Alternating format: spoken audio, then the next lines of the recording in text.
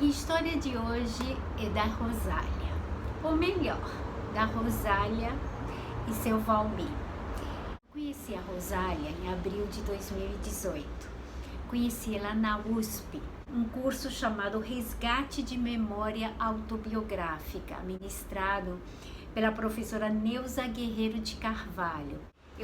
Sentamos em roda, cada um falava da sua experiência com relação ao tema que tinha sido proposto para aquele dia. No caso, era a escola. E me tocou profundamente a fala da Rosália. Por serem muito pobres e por morarem muito longe de onde tinha uma escola, ela acabou não estudando. Isso não impediu que anos mais tarde ela fosse professora e seria professora durante muitos anos, formando muitas turmas. Ela nasceu em Muricizinho, no interior do Ceará. A sua fala é de uma vivacidade, parece uma moleca falando, contando como foram as coisas naquela época.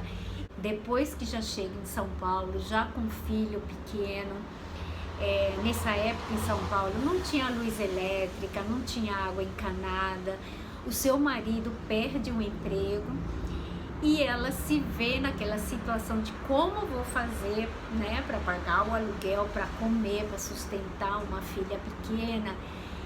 E aí ela lembra que ela, quando morava no Ceará, ela sempre foi uma moça muito prendada. Inclusive, quando tinha chegado em Santos, depois que eles vieram do Ceará, era como costureira que ela trabalhava numa casa de família.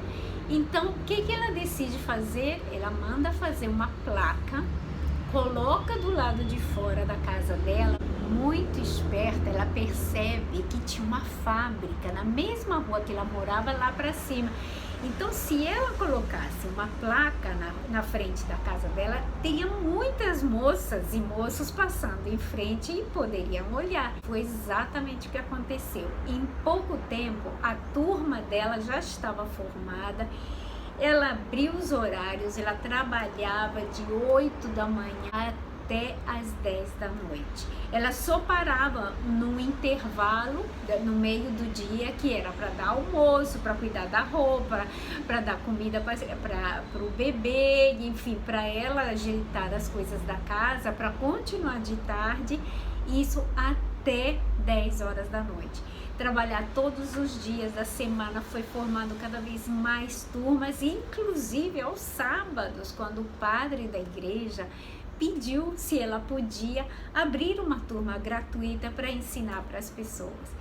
Então, de uma moça que não teve um ensino, que não foi ao colégio, não teve formação, foi o seu conhecimento com essa arte que ela dominava nas mãos, da costura, do bordado, inclusive, que ela passou a ensinar também, que ela conseguiu ajudar o marido nesse momento de dificuldade. Mas o mais difícil viria depois, que foi justamente quando o marido arrumou finalmente o emprego, o Valmir, e ela tinha que acordar às 4 da manhã para poder fazer comida para ele, para fazer a marmita e tudo, para que ele pudesse ir trabalhar, e ela ficava em casa tocando as suas turmas.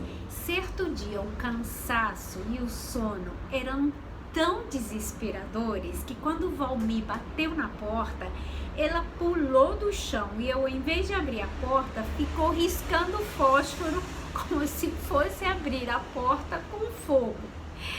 Ela se diverte muito contando essa história, dá muita gargalhada. Mas imagina na época a situação.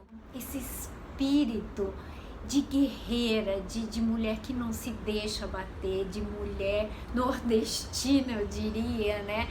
Que ela arregaça as mangas e vamos que vamos, né? Como é lindo quando você pode, com gerações à frente, você olhar para trás e honrar essas pessoas, honrar essa humildade, essa coragem que eles tiveram e força de sair de lugares com tantas dificuldades e conseguiram vencer e fazer com que a história da família deles fosse diferente. Hoje, o meu carinho e a minha admiração por Rosália e seu Valmir.